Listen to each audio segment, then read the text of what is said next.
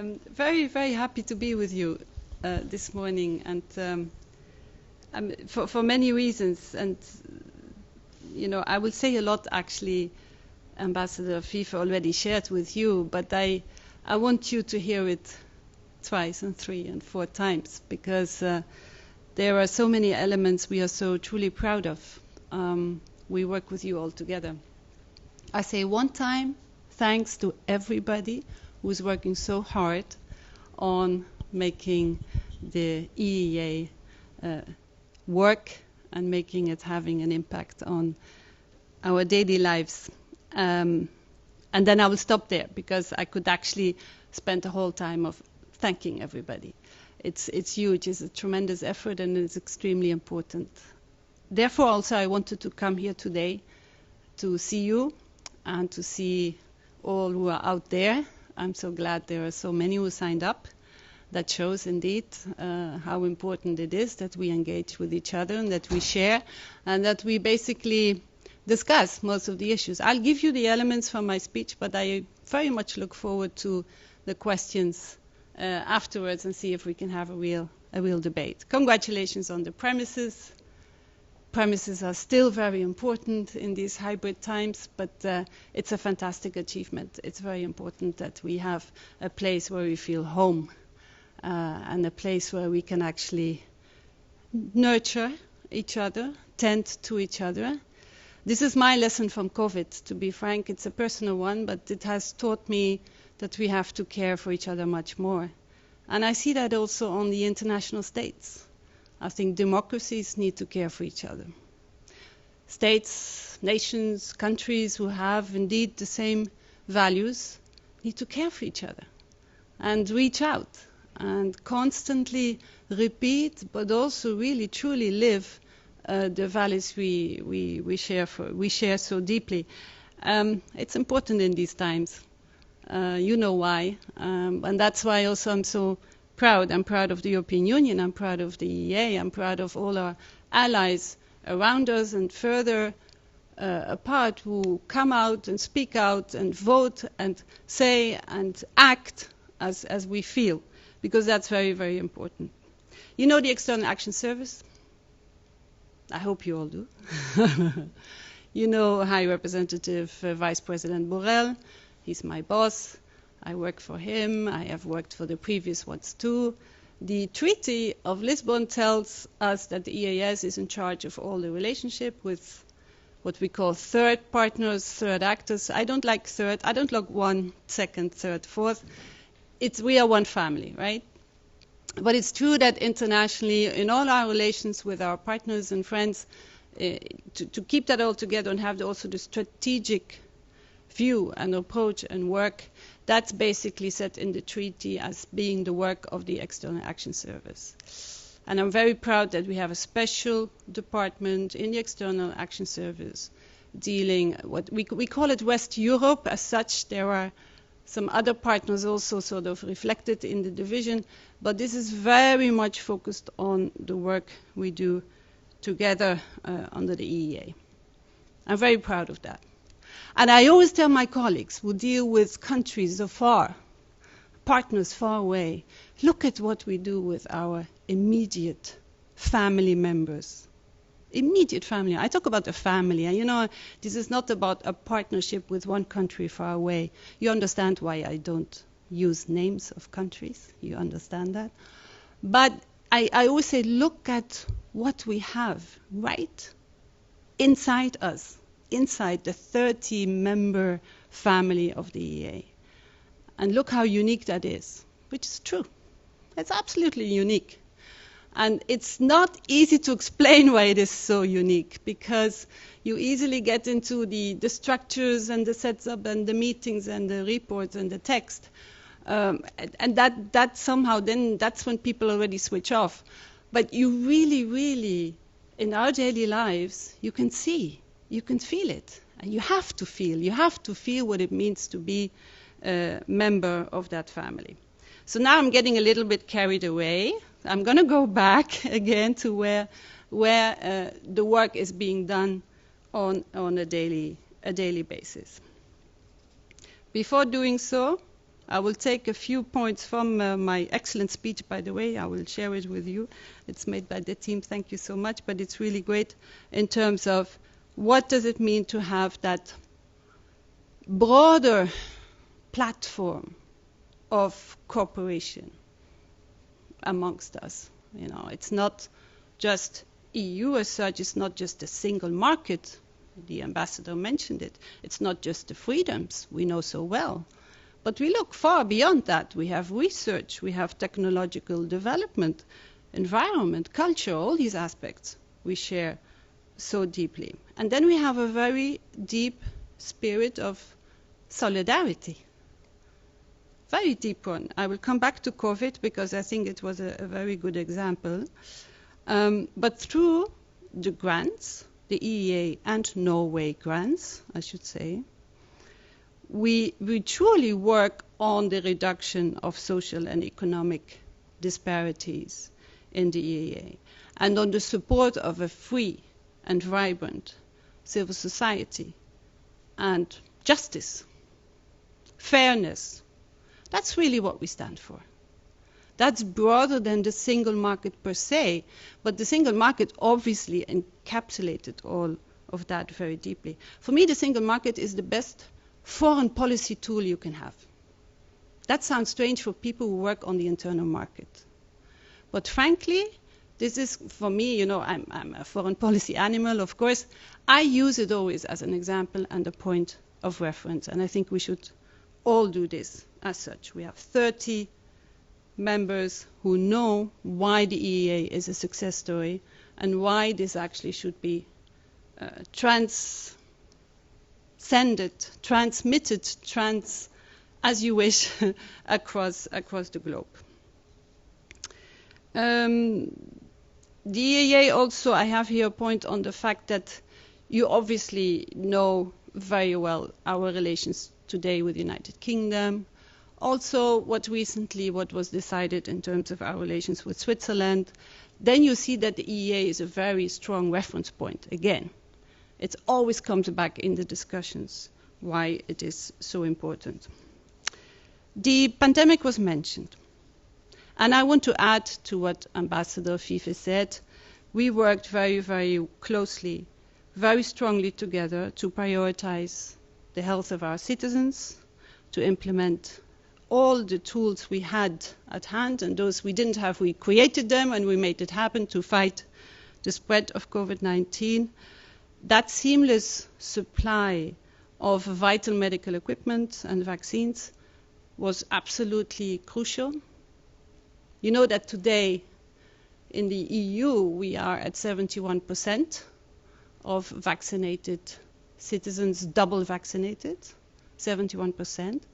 I'm not going to mention the 3 EEA as on top, but if we count the EEA, then actually the figure even gets slightly higher. I mean, it's not about the competition who does what, but I'm very proud that as EEA and EU family, we have actually focused on this very diligently on a day and night basis to get this done. And look at the figures elsewhere globally. It is our duty to make sure that others, that everybody globally has access to vaccines. We do that also. That's also the part of the solidarity we work together. So these joint measures to address the impact of the pandemic on the single market, the impact on freedom of movement, the digital certificate, it was mentioned. It's quite an achievement to have managed to do this in time and to make sure that we maintained the freedom of movement within the EEA. All of that in a very, very short time frame, and all of that based on very deep consultations amongst the 30-member family. We will continue to work, of course, on the full agenda. Tomorrow you will see a full agenda of President von der Leyen when she's in Strasbourg and she speaks what we call SOTO, the State of the European Union. What we have ahead. This reminds me, actually, we came out at The Commission came out with a foresight report last Wednesday on EU as a global player in the future. And if you haven't read it, please read it, because it really prepares us well for 2030, even beyond, but I personally don't even dare to think beyond. But when you then think of what is ahead for all of us, right? For Norway, Iceland, Liechtenstein, for all of us together, to how to prepare for the future, there's so much work to be done. And we need each other more than ever before. I do want to add a few points on the joint committee. It was mentioned by the ambassador, but it is also from our end, because our teams work so closely on this together. It's a huge achievement, not just to meet 8 times a year, but to really have that role in ensuring that the legislation is incorporated and that the same single market rules apply in all 30 members. The processing of all those legal acts, it involves a big machinery in our institutions. I'm here for the EES, but there is the Commission. You know, the Commission, it's huge. The directors general of the different departments who all have to be mobilized, the legal service of the Commission. They all give their advice, their expertise. A lot of work is behind this. And I'm really very proud that we have and that we still achieve to incorporate those legislative acts, which then, of course, also involve the Council of the Ministers, all the bodies which were mentioned. We have the delegates in the EFTA Working Party from the member states. We have COREPER. In COREPER, it's our Secretary General from the EEAS who is there representing from our side the institution, and of course the Secretary General or a member of the Commission who is present with all the member states deciding, negotiating, and that's, you know, it's a real hard job to negotiate all those texts and to come always to an agreement. Almost always, but very often. We focus on what we don't agree on sometimes, right? Outside in the public domain, in the media. And we always forget on what we achieve on a daily basis, what we do agree on. I know it's no news for anybody, but that is what we actually should look at also when we communicate and when we speak of the work we are doing. Some examples of the main work we've done so far. We are finalizing the preparations for the participation of EEA EFTA states in 13 EU programs under this new multilateral financial framework, 2021-2027.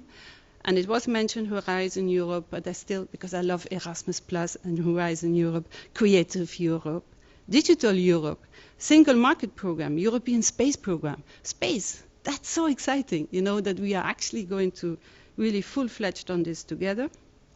Today, our Commission colleagues, they will present the draft decisions of the EEA Joint Committee, to our member states in the Council. And that really is bringing that added value, those mutual benefits from all of you. I'm very, very seeing that together. I actually think that member states will agree and move ahead. And member states like the positive dossiers, you know, in that sense. I think we all do in a way. And there is a lot of positive work that is going on in those committees and in the meetings we have in the Council. So we will have another joint committee meeting on the 24th of September. I'm sure you discussed it.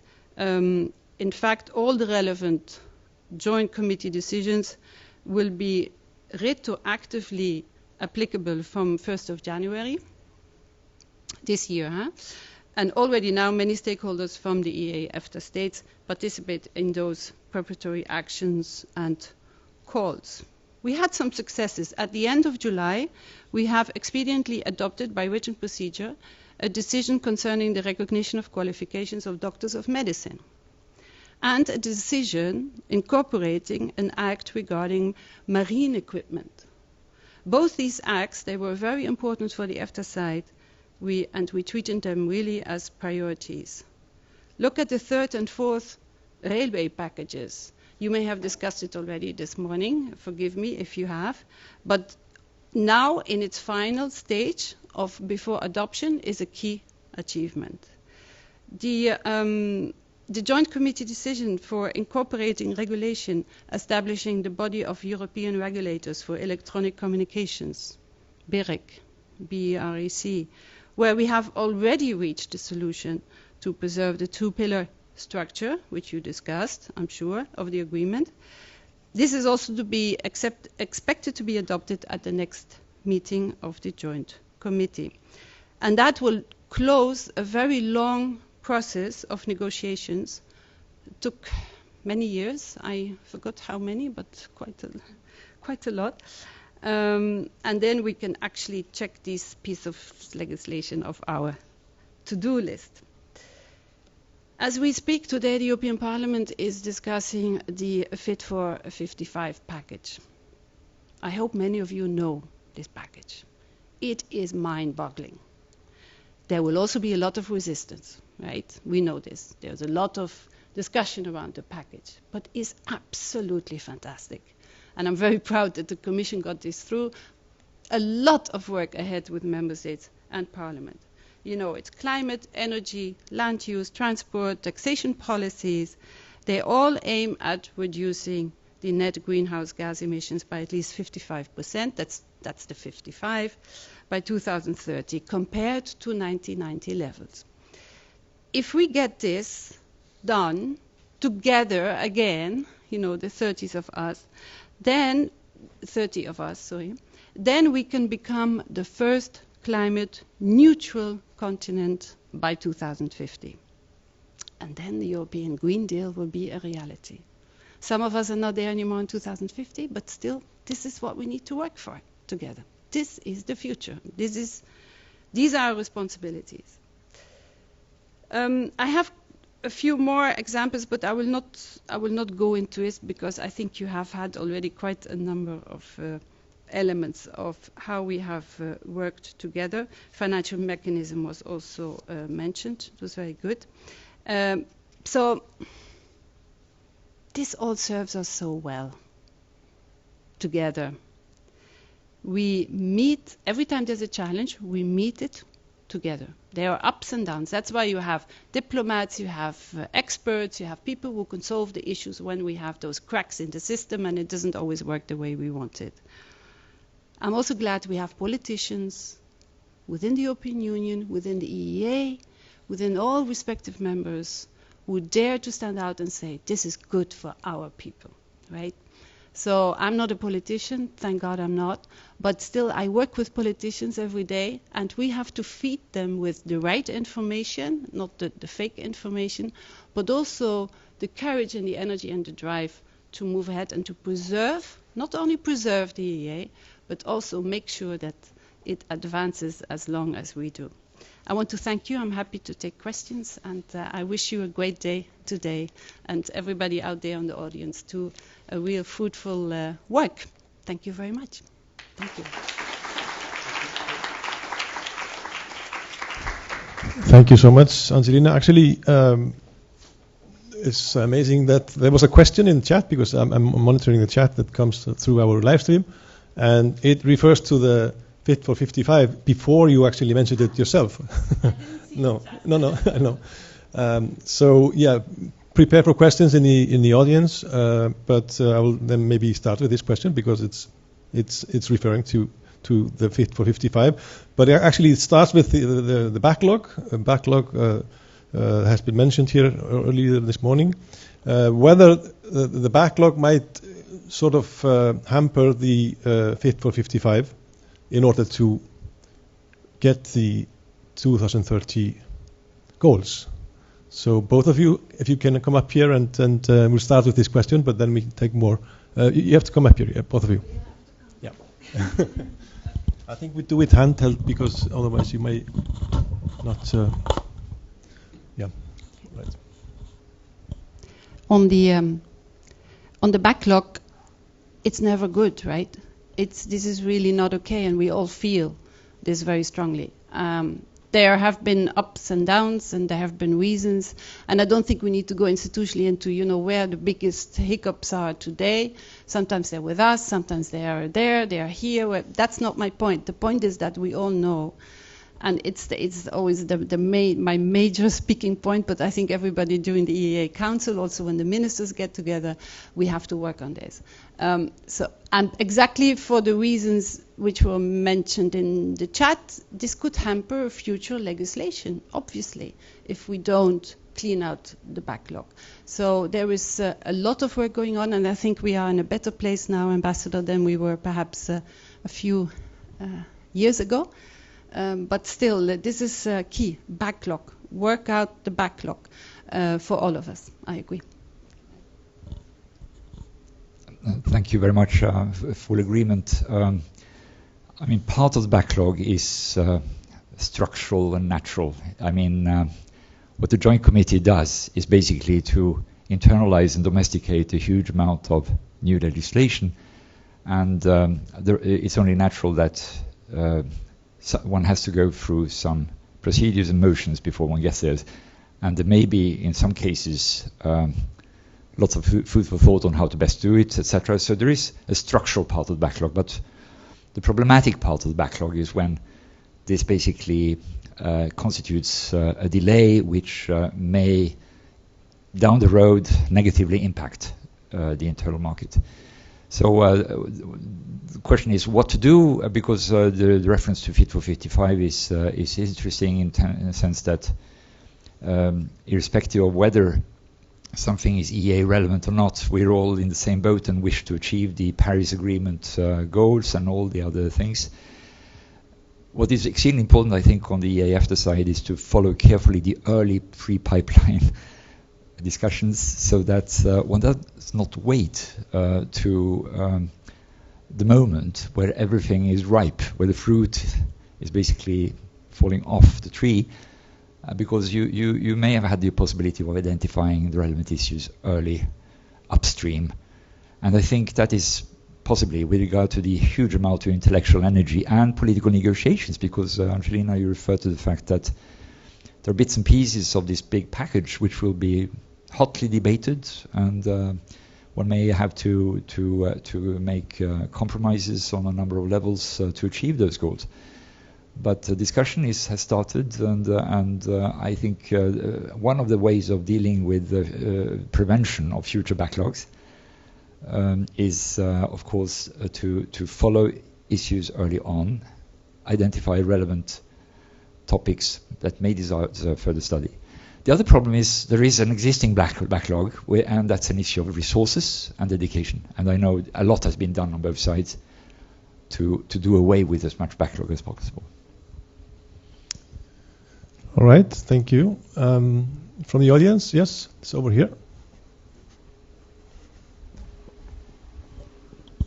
Yes, thank you. My name is Ole Johan Carlsen. I'm a trainee here at the EFTA Secretariat in the Internal Market Division. And I'm happy that awareness was mentioned. It was mentioned quite a lot today. And obviously the awareness of the EEA agreement in the Western Europe unit in the EAS is probably completely perfect. But a question to the EAS now. Do you think that Brexit has affected, first of all, the general awareness of the EEA agreement and also the view of the EU on the EEA agreement? Thank you. Interesting question.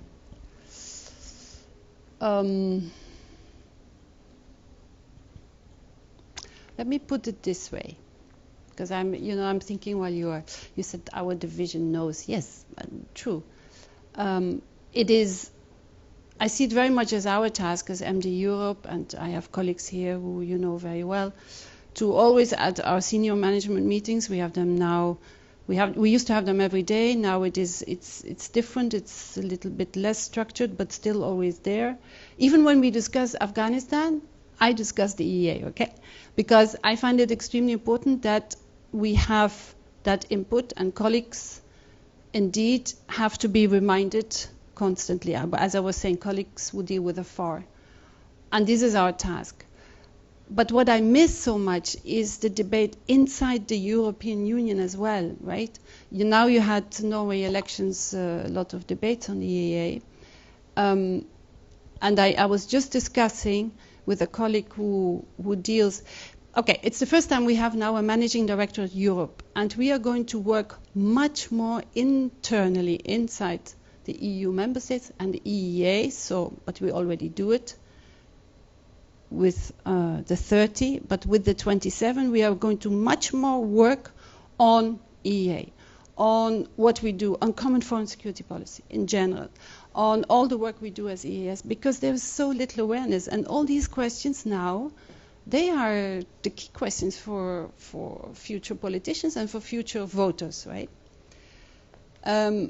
We did a huge, I think, awareness campaign around 25 years. It took some effort, but we have to do much more around this.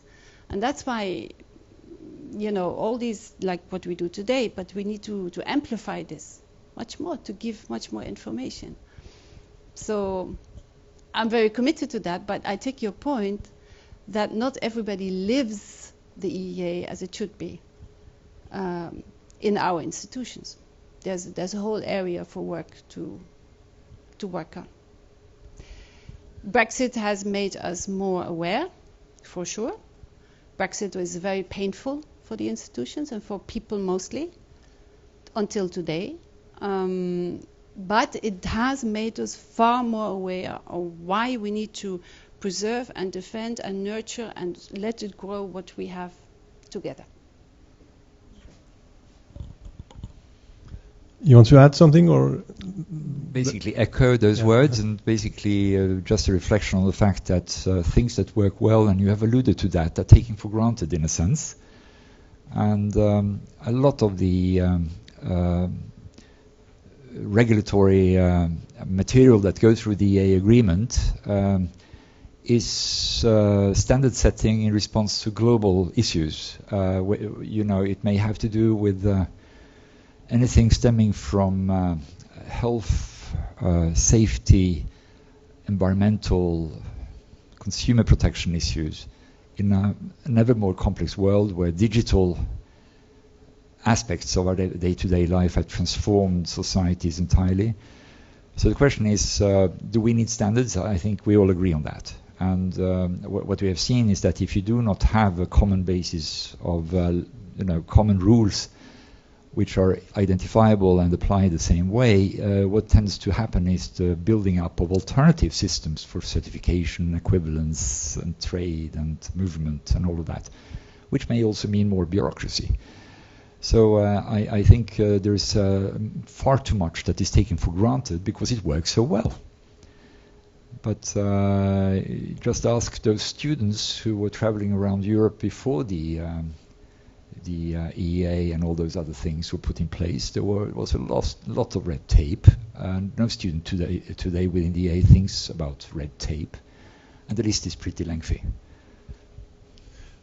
Thank you, Ambassador. There's actually another question to you in the chat. To what extent is the rotating presidency of the EU, how does it affect the relationship between the EEA states and the EU? To the extent the presidency affects the workings of the European Union, it will have an impact also on the workings of the EEA agreement. And of course, just as much as who is actually presiding, there's also a question as to where are we in the yearly cycle of production of new initiatives, etc., which impacts us also a lot. So I think the simplest answer is that it's exceedingly important to keep closely in touch with the presidency, and also as regards conveying and sharing a common understanding of the utility of including EEA stakeholders and partners in various processes where applicable. Because when a new presidency enters the fray, of course there's a preparatory period and there are troikas and quite a few other things that ensure continuity and seamless work. But I would guess that the number one topic on the top of priorities of a new presidency is not necessarily the EEA agreement. I might be wrong, but I think it's somewhere lower on the list. So our job is to make sure that that part is clearly understood, and one understands that the EEA EFTA states are actually contributing to the green revolution, to the digital transformation, to resilience of Europe, to common values, including rule of law and democracy, and that the achievement of success with regard to the criteria the Union set up on a number of issues may be helped by actually actively including at early stages the EFTA states. So usually the presidency is a powerful ally in ensuring the smooth running and the good working of the agreement. Thank you. And then there's a question to the EEAS. What kind of interface is the EEAS between EEA institutions and relevant DGs on internal market issues? We coordinate. So basically the work comes in from the Secretary to us, and then our colleagues, and again, some are here, they know how it works on a daily basis. They then, we talk DGs, calling, Commission colleagues, meetings, present, chairing committees. So it's quite an active interface. It's on a daily basis, no doubt. It depends on the issues. Also in working, in working on the backlog, but in general, it's quite intense. And again, people underestimate it because there's sometimes things we have an army of colleagues working on this, but it's a very small group of experts and administrators and managers who do this. So I think the interface is exactly what our role is. Now there's also the actual all detailed implementation of the agreement. It's actually more Commission work, traditional Commission work, than EEAS. As I said, we are more sort of the coordinator, keeping strategic view, all the coordination between our different partners and members. I just want to say that it's very intense and very regular. Thank you so much. More questions from the audience. We should actually wrap up pretty soon. Yeah. Maybe everybody would appreciate a break, because we will have a lunch break and then resume again after 1 o'clock sharp. No delay this time. So thank you so much, Ambassador Fife and Angelina Eichhorst. Thank you so much for coming and sharing this with us.